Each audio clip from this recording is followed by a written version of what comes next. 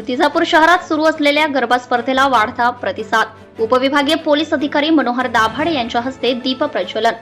मूर्तिजापूर तिडकेनगर आशीर्वाद लोण येथे राज गरबा ग्रुप द्वारा सुरू असलेल्या गरबा स्पर्धेला वाढता प्रतिसाद मिळत आहे।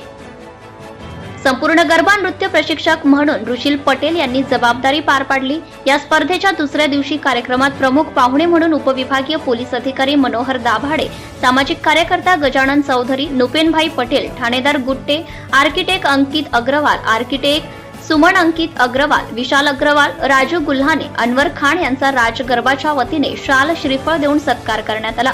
बक्षीस वितरण सुमन अग्रवाल, अंकिता अग्रवाल यांच्या हस्ते वितरण करण्यात आले। या स्पर्धेच्या माध्यमातून युती महिलांमध्ये मोठा उत्साह, आनंद दिसून येत आहे।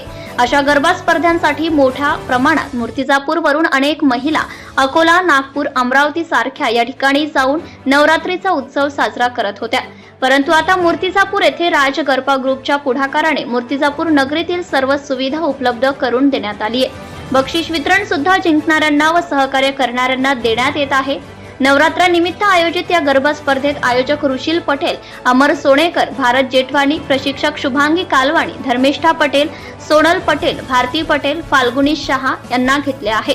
सत्यशोधक न्यूज चॅनल साठी मुख्य संपादक Santosh Gavai, Akola. Subscribe now and press the bell icon. Never miss an update.